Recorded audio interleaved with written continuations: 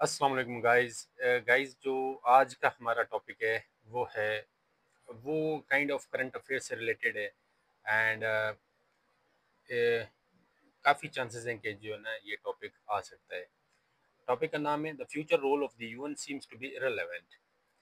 तो जैसे कि अगर हम करंट सिचुएशन की बात करें, करंट सर्कमस्टेंसेस और इंटरनेशनल अफेयर्स और इंटरनेशनल जो भी पॉलिटिक्स चल रही है उसकी बात करें, तो इसमें ये टॉपिक हमारा काफ़ी रेलेवेंट बनता है, स्पेशली जब से जो है ना इसराइल पैलेस्टाइन ये ये कन्फ्लिक्ट चला है।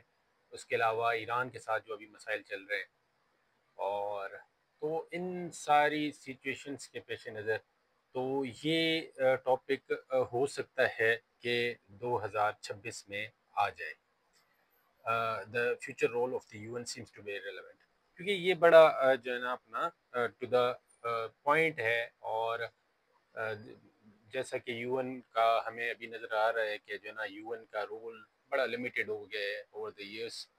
और यूएन जो है ना अपना जो भी बड़े पावर्स हैं, जो अमेरिका और इसराइल, इनको रोकने में नाकाम गया है। तो इस हवाले से तो ये टॉपिक है। तो आए इनको ना इस टॉपिक को ना डिस्कस करते हैं, कैसे इसको क्रैक करना है, कैसे इसको टैकल करना है। देखिए, the future role of the UN seems to be relevant means मुस्तकबिल में यूनाइटेड नेशंस का रोल जो है इरेलेवेंट लगता है। Irrelevant seems to be relevant, हमें लगता है कि ये इरेलेवेंट हो जाएगा यूएन। अब ये एक स्टेटमेंट है, ठीक है ना। आप आपने इसी स्टेटमेंट को पकड़ के पूरा ऐसे लिखना है। ऐसा नहीं है कि आपने उल्टी गंगा बहाना शुरू कर दें, आप जो है ना आप उल्टा चला जाए कि आप जो है ना कहने लगे कि नहीं यूएन जो है ना रेलेवेंट है। तो वो ऐसे जिसमें आपके पास ये मार्जिन हो कि जो है ना अपना, अगर ये हमसे पूछता कि does the future role of the UN seem to be relevant, question mark होता, तो इसमें आपके पास ऑप्शन था। इस सिचुएशन में आपके पास कोई ऑप्शन नहीं, आपने इसी को इसी तरह से पकड़ के चलना है कि इररिलेवेंट लगता है, तो इसी स्टेटमेंट को आपने ना जस्टिफाई करने लगना है। तो इसको कैसे क्रैक करेंगे, पहले पहले जो है ना आपने सेम ही, अगर ऐसे में आ जाता है तो बैक पेज पे चले जाना है। फिर ये टॉपिक लिख के इंट्रोडक्शन, पहले इंट्रोडक्शन लिखना है। इंट्रोडक्शन लिख के, ठीक है, तो अगर आप थीसिस स्टेटमेंट लिखते हैं, ठीक है ना, थीसिस स्टेटमेंट अगर आप आउटलाइन में ही लिखना चाहते हैं, काफ़ी एस्पेरेंट्स लिखते हैं, काफ़ी नहीं भी लिखते, तो लेकिन इंट्रोडक्शन में लिखना ये ज़रूरी होता है। इंट्रोडक्शन के एंड में आपने लिखना है। लेकिन आउटलाइन में अगर आप लिखना चाहें तो भी आपकी मर्ज़ी है, अगर ना लिखना चाहें तो भी आपकी मर्ज़ी है, लेकिन इंट्रोडक्शन में लिखना है, ये लिखा भी होता है ऊपर। तो गाइज, अगर थीसिस स्टेटमेंट इसकी बात करें तो कैसे बनेगी, आप भी सोचें। इसमें ये हो सकता है कि देखें, the future role of the UN seems to be relevant. देखें, अब इसमें हम ये लिख सकते हैं द यूनाइटेड नेशंस, ठीक है ना, थोड़ा सा उसको बैकग्राउंड से उसको ना रेलेवेंट रिलेट करके उसको फिर आगे जाके कनेक्ट करेंगे कि रेलेवेंट कैसे हो गया। देखिए, इसका हम इस तरह से लिख सकते हैं कि the United Nations was conceived as an organization to ensure global peace and security, right. देखिए, फ्यूचर मींस इसमें क्या था, द यूनाइटेड नेशंस का जो रूल था, जो बनाई गई थी, उसका मेन जो वो ऑब्जेक्टिव था वो टू इंश्योर ग्लोबल पीस था। अब सीम्स टू, अब फ्यूचर रोल है, फ्यूचर रोल। अब हम इसको कैसे रिलेट करेंगे, अब ये पास्ट में हो गया, किस लिए बना था। अब अब प्रेजेंट से लेके इसको फ्यूचर तक कनेक्ट करेंगे, अब पास्ट से आ रहे हैं, अब इसको अगली अगली लाइन कनेक्ट बनाते हैं। अब कैसे रिलेवेंट हो गया, क्यों, क्योंकि देखें वो अपना ऑब्जेक्टिव अटेन करने में नाकाम दिखाई देता है, ठीक है ना। जो हमारा जो यूनाइटेड नेशंस का ऑब्जेक्टिव था, क्या था, ग्लोबल पीस और प्रॉस्पेरिटी या सिक्योरिटी, ग्लोबल सिक्योरिटी ये इंश्योर कराना। लेकिन हम जब हम देखते हैं तो हमें रशिया यूक्रेन की वॉर नज़र आती है। रात कल रात ही यूनाइटेड स्टेट्स ने ईरान के 3 न्यूक्लियर साइट्स पे जो है ना हमला करके उन्हें वो किया है, न्यूट्रलाइज किया है। उनके जो है ना स्टेटमेंट्स जो आ रहे हैं उनसे ये लग रहा है। तो इसके अलावा इसराइल और ईरान की जंग चल रही है। इसके अलावा इसराइल के जो है ना गजा पे रिलेंटलेस बॉम्बिंग चल रही है। तो ये सारे कॉन्फ्लिक्ट्स के पेश नज़र हम कह सकते हैं कि द यूनाइटेड नेशंस का जो रोल है वो बड़ा एक जो है ना बिग पावर्स के आगे बड़ा एक लिमिटेड होता हुआ दिखाई दे रहा है। और फ्यूचर लगता है कि ये जो है ना in future the United Nations seems to be relevant, right. तो अगर हम नेक्स्ट लाइन इसी कनेक्ट करें कि given the existing dormancy of the United Nations in the face of brutal conflicts, mainly in the Middle East and Ukraine, the future role of the United Nations seems to be irrelevant or limited, right? तो इसको हमने present से connect किया क्या कि given circumstances में अगर हम देखते हैं तो जो है अपना यूनाइटेड नेशंस का रोल हमें जो है ना लिमिटेड नजर आ रहा है और ये फ्यूचर में और ज्यादा लिमिटेड हो जाएगा। तो ये इसकी ना थीसिस स्टेटमेंट आप लिख सकते हैं, ठीक है।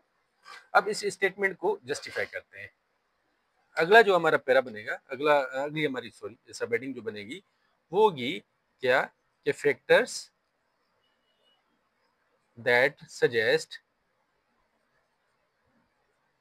That the future role of the United Nations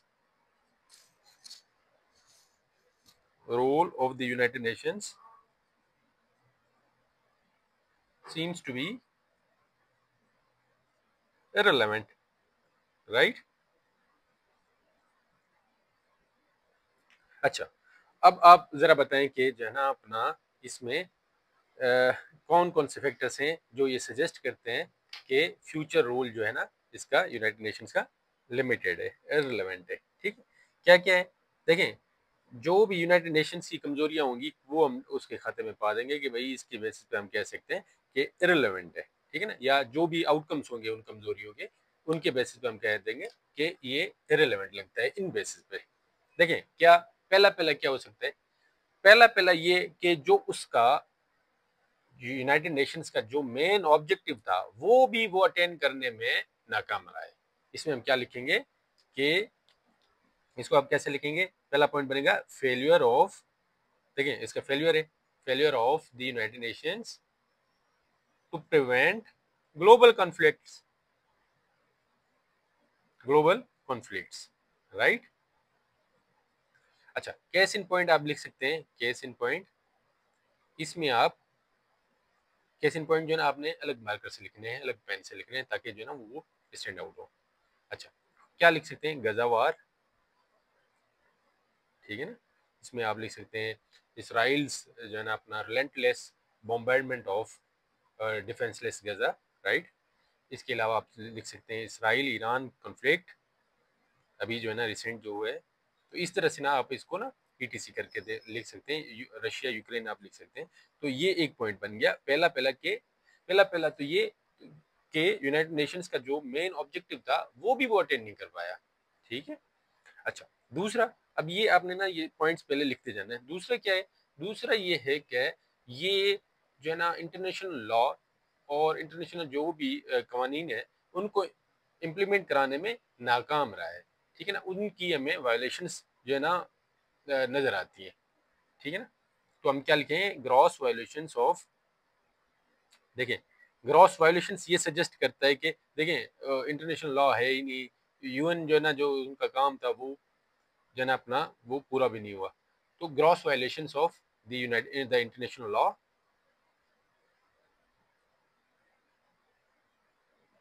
and the international humanitarian law, right, international humanitarian law, ठीक है ना। तो गाइज आपको आई होप के इंटरनेशनल लॉ और इंटरनेशनल ह्यूमैनिटेरियन लॉ के बीच में डिफरेंस का पता होगा। देखिए इंटरनेशनल लॉ तो इंटरनेशनल लॉ ही है, उसमें सब कुछ आ जाता है। इंटरनेशनल ह्यूमैनिटेरियन लॉ ये एक स्पेसिफिक लॉ होता है जो which regulates the conduct of war, के वॉर में क्या क्या चीज़ें आप नहीं कर सकते, ये इंटरनेशनल ह्यूमैनिटेरियन लॉ जो है ना डिसाइड करता है, डिफाइन करता है।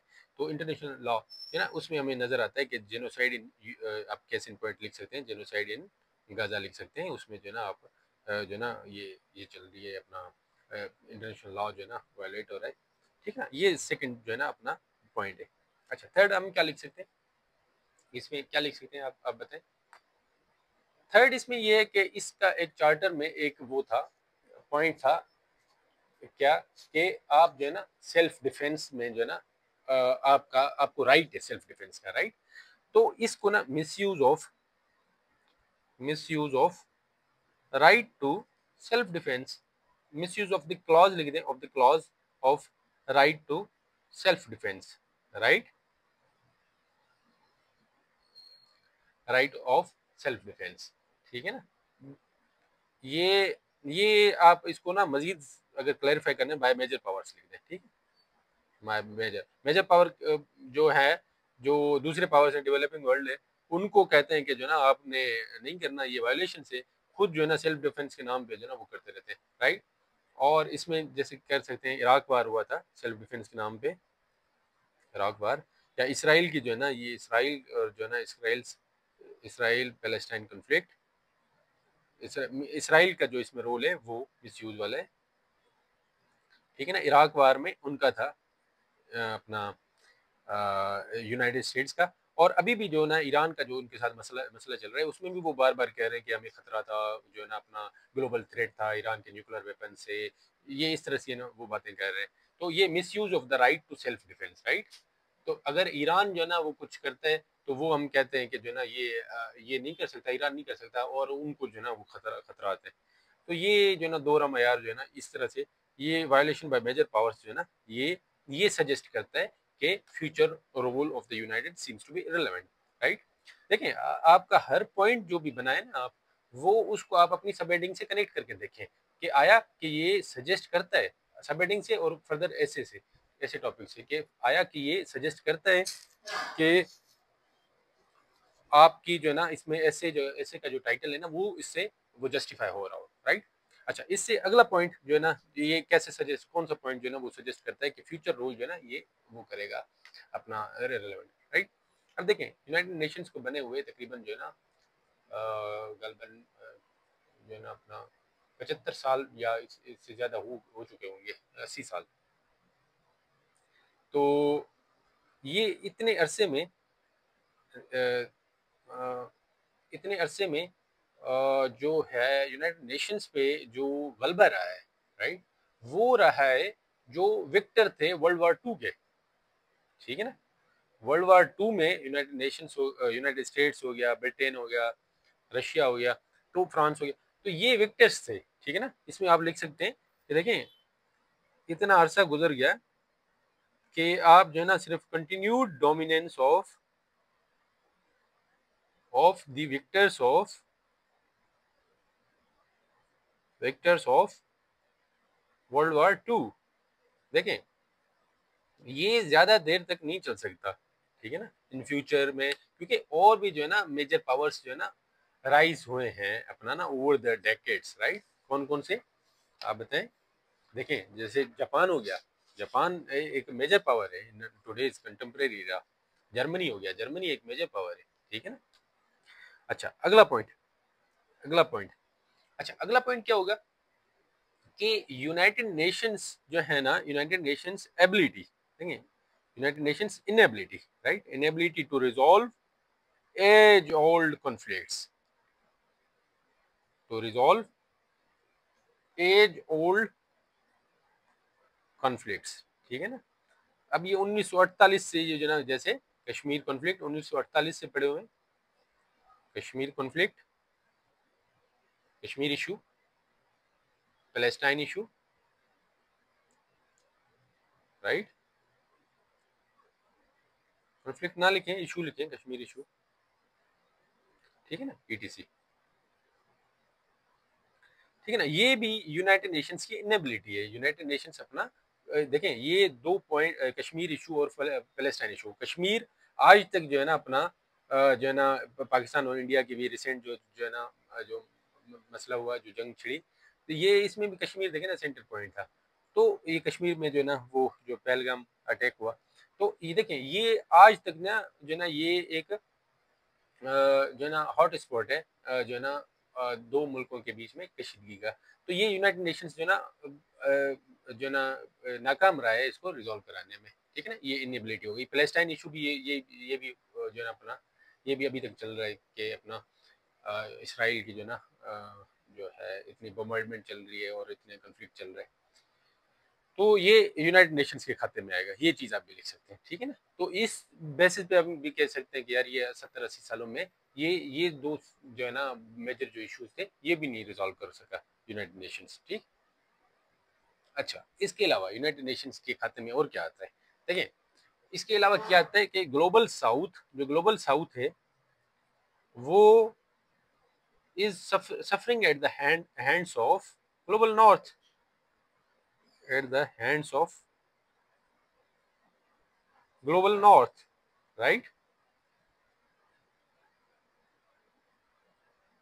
ठीक है ना, जो भी हमारा ग्लोबल साउथ है इसमें अफ्रीका आ गया या डेवलपिंग वर्ल्ड जो भी है, वो ग्लोबल नॉर्थ और ग्लोबल साउथ में एक वाज़ेह जो है ना डिवाइड हमें नजर आता है, राइट।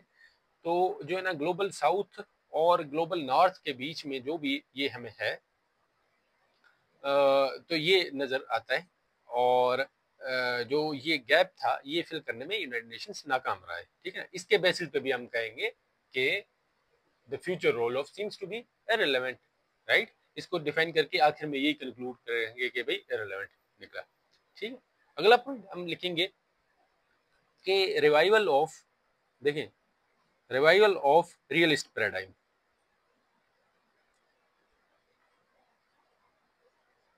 देखिए यूनाइटेड नेशंस का जो बेसिक रूल था ना, देखिए वर्ल्ड war II के बाद इसको बनाने का एक इंटरनेशनल कोऑपरेशन होगा, इंटरनेशनल लॉ होगा, एक वैल्यूज होंगे, एक जो है ना इंटरडिपेंडेंस होगी, एब्सोल्यूट इंटरेस्ट का जो है ना वो होगा, उसका उसको देखा जाएगा। तो इस तरह से ना ग्लोबल पीस होगा, ये सारी चीजें थी, राइट। लेकिन जो है यूनाइटेड नेशंस का अगर हम देखें तो रिवाइवल ऑफ रियलिस्ट पैराडाइम, अभी हमें रियलिस्ट पैराडाइम जो है ना, रियलिस्ट जो अप्रोच है ना वो डोमिनेट होती हुई नजर आ रही है, राइट। कि मुल्क जो है ना वो ये नहीं देख रहे कि जो है ना ये ग्लोबल इंटरेस्ट क्या है, वो नेशनल इंटरेस्ट को जो है ना वो प्रायोरिटाइज कर रहे हैं। जैसे अमेरिका कर रहा है, इसराइल कर रहा है, इंटरनेशनल लॉ, ये सारी चीजें जो है ना ये बैक पे चली गई हैं जो यूनाइटेड नेशंस ने इंश्योर करनी थी। अभी जो है ना नेशनल इंटरेस्ट की जो है ना बातें चल रही है, राइट। अच्छा, तीसरा क्या, इससे अगला जो है ना 8वां पॉइंट अगर आप लिखें तो वो ये हो सकता है, rise of world leaders having least concern about, ये देखें rise of world leaders having least concern for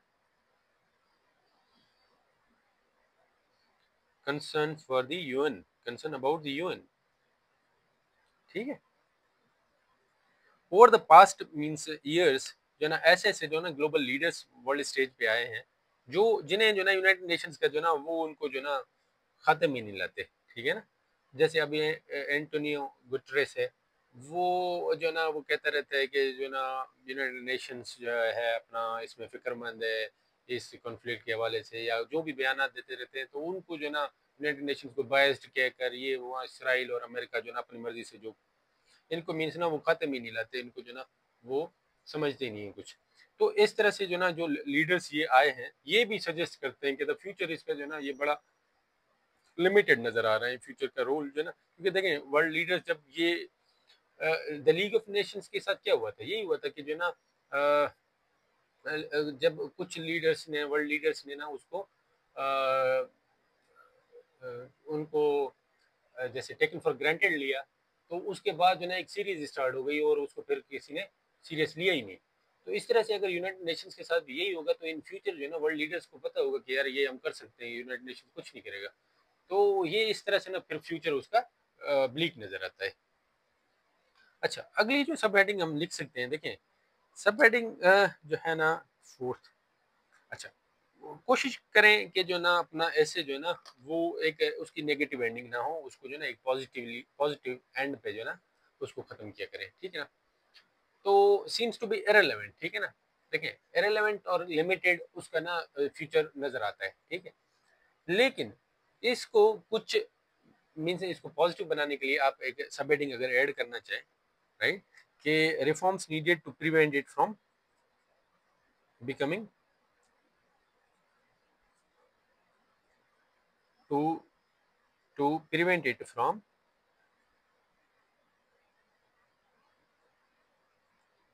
becoming irrelevant, ठीक है ना। क्या क्या रिफॉर्म्स चाहिए, क्या क्या हम कर सकते हैं इसको इरेलेवेंट होने से बचाने के लिए, ठीक है। अब पहले पहले हम क्या करेंगे कि एक्सपैंडिंग, देखें अब इसमें से ना सिक्योरिटी काउंसिल में जैसे ना ये जो 5 कंट्रीज हैं जिनके पास ना वीटो है, तो वो जो है ना अपना वो वीटो कर करके जो है ना अपना वो सारा कुछ वो करते हैं। जैसे सीज फायर का जो है ना के खिलाफ अमेरिका वीटो करता रहता है। तो इस तरह से ना expanding the United Nations security council, security council, ठीक है ना। देखिए अब जो है ना वो 5 मुल्क जो थे विक्टर्स, जैसे मैंने पहले बताया आपको, वो नहीं है। अब जर्मनी है, जापान है, और भी जो है ना साउथ कोरिया है, कितने जो है ना ये पावरफुल होके इमर्ज हुए हैं ओवर द पास्ट डेकेड्स, ठीक है ना। एक तो ये कर सकते हैं, ठीक है ना। और आप जो है ना आपको ना वीटो का पावर जो है ना वो किसी तरह से जो है ना वो करना पड़ेगा, उसको उसको लिमिट करने पड़ेगा, या एबॉलिश करें या उसको थोड़ा सा लिमिट करें, ताकि जो है ना ये एक डिसीजन मेकिंग में इसको ना बिल्कुल वो ना कर दें। डिसीजन मेकिंग को देखें ना, ये सबोटाज कर देता है एक मीन्स ना, डिसीजन मेकिंग हो ही नहीं पाती, कोई ना कोई मुल्क आ जाता है वो वीटो कर देते हैं। तो इस तरह से लिमिटिंग और abolishing the power of veto, the power of veto, limiting the power of veto, ठीक है। एक तो आप ये कर सकते हैं। इसके अलावा आप क्या कर सकते हैं, इसके अलावा ये कर सकते हैं कि रीजनल रिप्रेजेंटेशन हो, ठीक है ना, रीजनल रिप्रेजेंटेशन हो टू इनहांस द इफेक्टिवनेस, ठीक है ना। हर टू इनहांस इफेक्टिवनेस,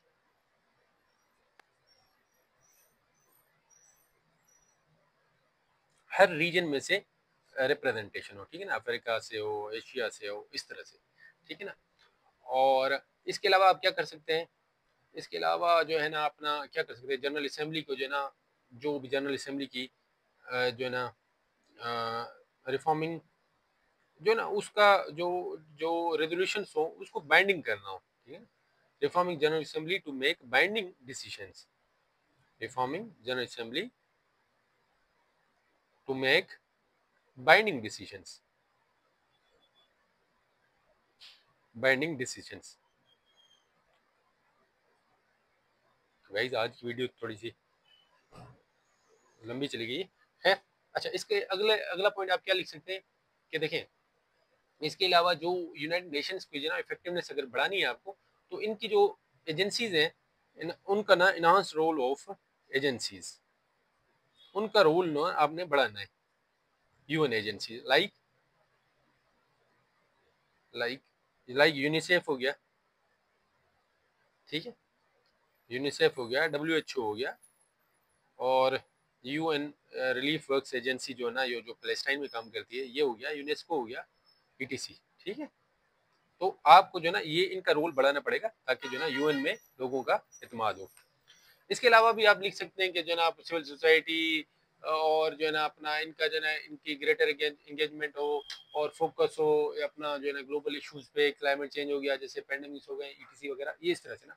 तो इस तरह से आप जो है ना लिख सकते हैं कि जो है ना इसको ये कर करके हम जो है ना प्रिवेंट कर सकते हैं। अदरवाइज जो है ना given the present in the present situation जो है ना आपका जो है ना the future role of the United Nations seems to be irrelevant, right. तो इस तरह से ना आपकी एक आउटलाइन बन जाएगी, और आप अगर देखें कि 8 और 6 14 जो है ना अपना ये हो गए हमारे पैराग्राफ, एक इंट्रोडक्शन हो गया, 17 और एक जो है ना 18, एक इंक्लूजन हो गया 18। तो इस तरह से ना आपका एक अच्छा जो है ना ऐसे जो है ना तैयार हो सकता है। सो आई होप कि ये आउटलाइन जो है ना आपको समझ आई होगी, और इसके साथ साथ जो है ना हम जो है ना आहिस्ता आहिस्ता जो है ना और भी आउटलाइन जो है ना वो डिस्कस करेंगे और उसको जो है ना क्रैक करेंगे। और अगर आपको कोई और आउटलाइन, कोई भी आउटलाइन वगैरह डिस्कस करनी हो तो आप कमेंट वगैरह में कर सकते हैं, कमेंट में आप जो है ना अपना वो टॉपिक लिख सकते हैं कि वो डिस्कस करें, तो इन फ्यूचर जो है ना हम लेक्चर सीरीज में जो है ना अपना वो भी टॉपिक्स जो है ना हम ऐड करेंगे। तो आई होप ये आपको समझ आई होगी। तो इंशाल्लाह फिर मिलेंगे अगले लेक्चर में। Thank you.